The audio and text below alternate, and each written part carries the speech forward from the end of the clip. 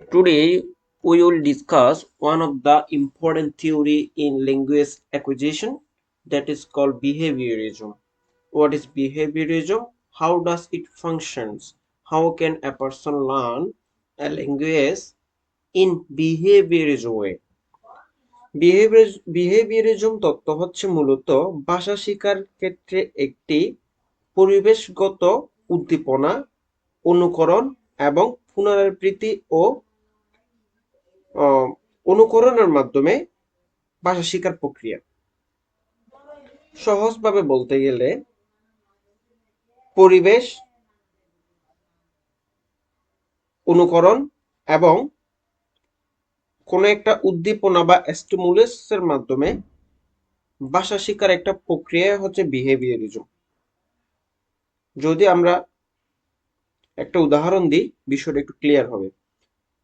যদি একটা শিশু পানি বলে এবং তাকে পানি দেওয়া হয়, শিশুকে শেখায় যে পানি শব্দটি ব্যবহার করলে সে তার প্রয়োজন অনুযায়ী তার পানিটা পায়। তার মানে হচ্ছে সে পরবর্তীতে যখন তার তৃষ্ণা পায় সে পানি বলবে এবং তার তৃষ্ণা পূরণের জন্য পানি গ্রহণ করে সে বুঝতে পারবে আসলে যে বাস্তবতার সাথে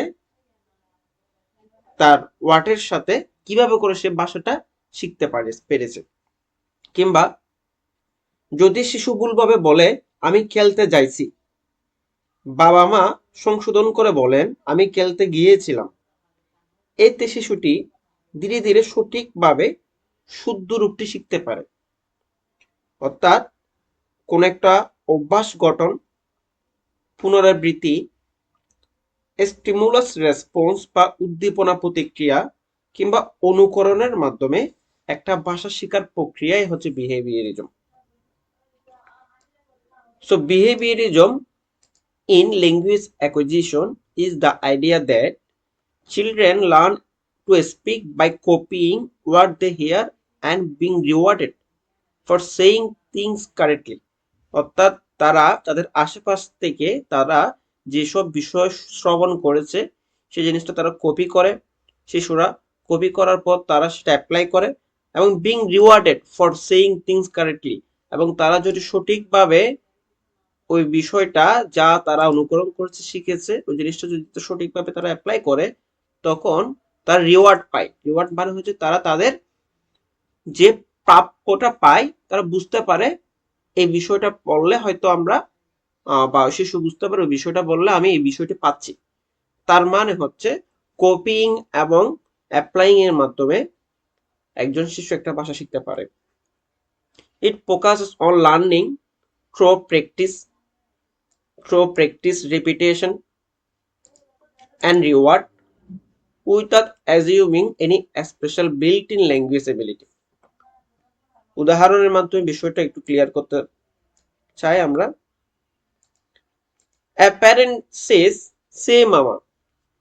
যখন একজন পিতামাতা তার সন্তানকে বলছে মামা বলো, তখন the child tries to say mama.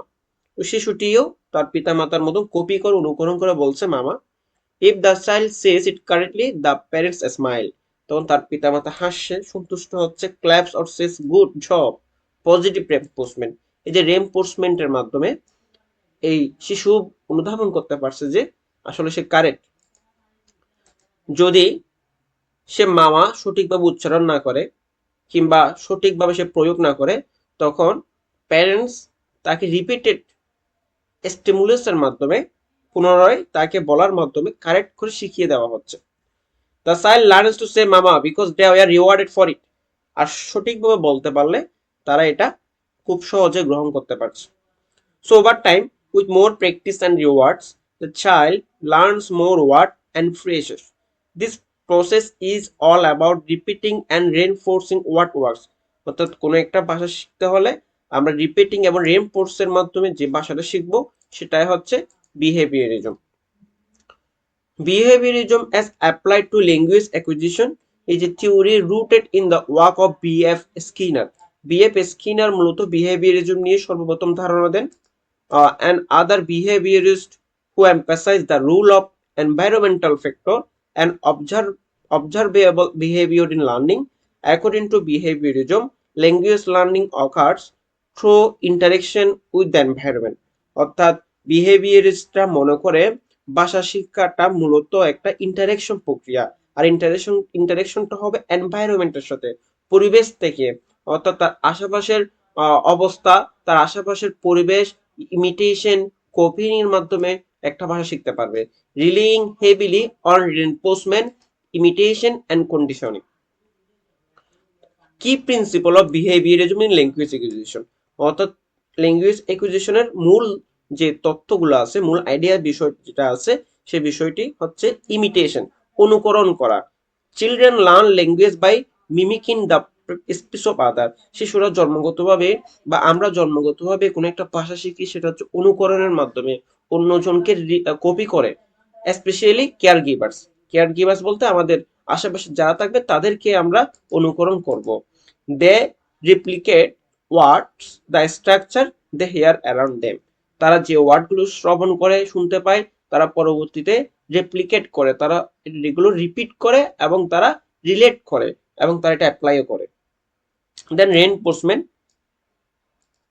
Positive reinforcement, যদি তারা সঠিকভাবে অনুকরণ করতে পারে তখন পজিটিভ রেইনফোর্সমেন্ট হয়, অর্থাৎ এটা তারা পুরস্কার হিসেবে প্রেস পায়, স্মাইলস পায়। Encourages children to repeat correct language use.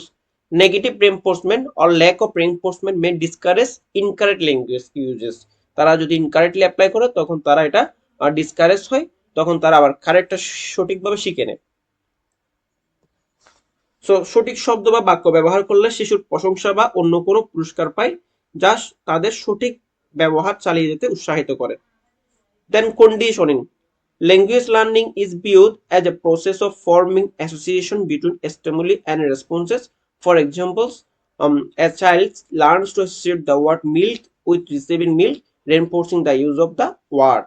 অর্থাৎ তারা স্টিমুলি এবং রেসপন্সের মাধ্যমে যখন এটাকে অ্যাপ্লাই করে তখন তারা বুঝতে পায়, এই যে a child learns to associate the word milk with receiving milk, যখন সে বলে মিল্ক এবং মিল্ক যখন সে গ্রহণ করে তখন সে বুঝতে পায় এটা আসলে মিল্ক বলতে এই জিনিসটাকে বোঝানো হচ্ছে।